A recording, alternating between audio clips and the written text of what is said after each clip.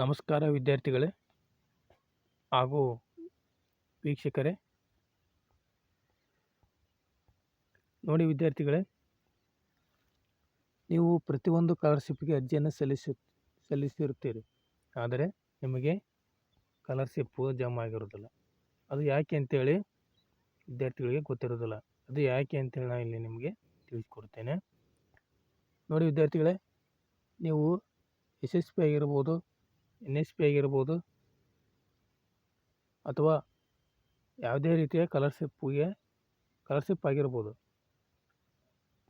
ನೀವು ಅರ್ಜಿಯನ್ನು ಸಲ್ಲಿಸಿರ್ತೀರಿ. ಆದರೆ ನಿಮಗೆ ಸ್ಕಾಲರ್ಶಿಪ್ ಜಮಾ ಆಗೋದಿಲ್ಲ. ಅದು ಯಾಕೆಂದರೆ ನಿಮ್ಮ ಒಂದು ಪಾಸ್ಬುಕ್ಕಿಗೆ ಆಧಾರ್ ನಂಬರ್ NPCI ಆಗಿರೋದಿಲ್ಲ. ಅಂದರೆ NPCI ಅಂದರೆ national payments corporation of India. ಅಂದರೆ ಈ ಒಂದು ಕಾರ್ಪೊರೇಷನ್ ಆಫ್ ಇಂಡಿಯಾದಲ್ಲಿ ನಿಮ್ಮ ಒಂದು ಡೀಟೇಲ್ಸ್ ರಿಜಿಸ್ಟ್ರೇಷನ್ ಆಗಿರೋದಿಲ್ಲ. ಆದ್ದರಿಂದ ನೀವು ಅವರು NSP ಮತ್ತು SSP ಸ್ಕಾಲರ್ಶಿಪ್ ಡಿಪಾರ್ಟ್ಮೆಂಟ್ನವರು ನಿಮಗೆ ಪೇಮೆಂಟ್ ಮಾಡಿದಾಗ ನಿಮ್ಮ ಒಂದು ಪಾಸ್ಬುಕ್ಕಿಗೆ ಆಧಾರ್ ಅಂದರೆ ಈಗ DBT ಮಾಡ್ತಾರೆ. ಅದರಿಂದ DBT ಮಾಡಿದಾಗ ಡೈರೆಕ್ಟ್ ನಿಮ್ಮ ಒಂದು ಪಾಸ್ಬುಕ್ಕಿಗೆ ಜಮಾ ಆಗುತ್ತದೆ. ಅಂದರೆ ಆಧಾರ್ ಮೂಲಕ ಜಮಾ ಮಾಡಲಾಗುತ್ತದೆ. ಆವಾಗ ನಿಮ್ಮ ಒಂದು ಡೀಟೇಲ್ಸಲ್ಲಿ ಎಂಟ್ರಿ ಇಲ್ಲದ ಕಾರಣ ನಿಮಗೆ ನಿಮ್ಮ ಒಂದು ಪಾಸ್ಬುಕ್ಕಿಗೆ ನಿಮ್ಮ ಒಂದು ಸ್ಕಾಲರ್ಶಿಪ್ ಜಮಾ ಆಗೋದಿಲ್ಲ. ಆದ್ದರಿಂದ ನೀವು ಏನು ಮಾಡಬೇಕಪ್ಪ ಅಂದರೆ ನಿಮ್ಮ ಹತ್ತಿರದ ಬ್ಯಾಂಕಿಗೆ ಭೇಟಿಯಾಗುವ ಮೂಲಕ ನಿಮ್ಮ ಒಂದು Aadhaar card xerox, bank passbook xerox ತೆಗೆದುಕೊಂಡು ಹೋಗಿ NPCI ಒಂದು ಫಾರ್ಮ್ ಇರುತ್ತೆ. ಆ ಒಂದು ಫಾರ್ಮನ್ನು ಫಿಲಪ್ ಮಾಡುವ ಮೂಲಕ ನೀವು ನಿಮ್ಮ ಒಂದು ಸ್ಕಾಲರ್ಶಿಪ್ಪನ್ನು ಜಮಾ ಮಾಡಲು ಈ ಒಂದು ಕೆಲಸವನ್ನು ಮಾಡಬೇಕಾಗುತ್ತದೆ. ಅಥವಾ ನೀವು ಬ್ಯಾಂಕಿಗೆ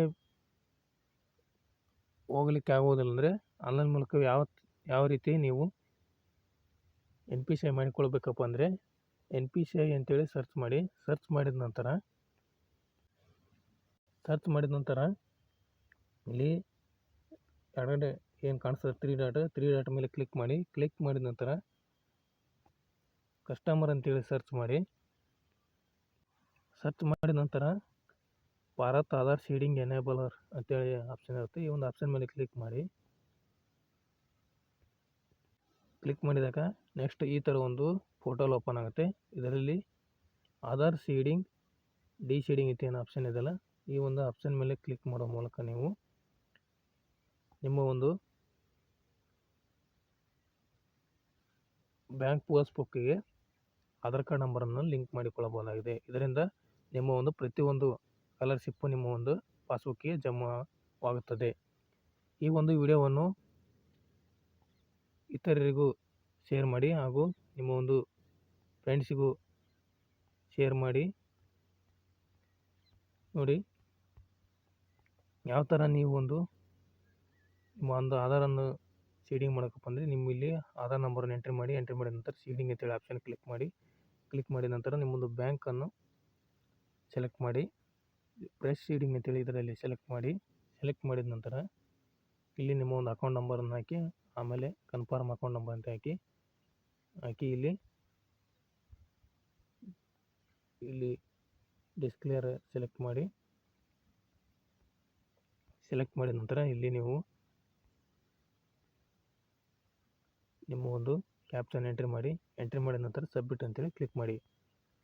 ಈ ಥರ ಒಂದು ಪಾಸ್ಬುಕ್ಗೆ ಆಧಾರ್ ನಂಬರನ್ನು NPCI ಮಾಡೋ ಮೂಲಕ ಸ್ಕಾಲರ್ಶಿಪ್ಪನ್ನು ನೇರವಾಗಿ ನೀವು ಪಡೆದುಕೊಳ್ಳಬಹುದು.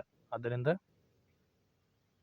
ಬೇಗನೆ ಈ ಒಂದು ಕೆಲಸವನ್ನು ಮಾಡಿಕೊಳ್ಳಿ. ನಿಮ್ಮ ಒಂದು ಸ್ಕಾಲರ್ಶಿಪ್ಪು ಜಮಾ ಆಗಲು ಅನುಕೂಲವಾಗುತ್ತದೆ.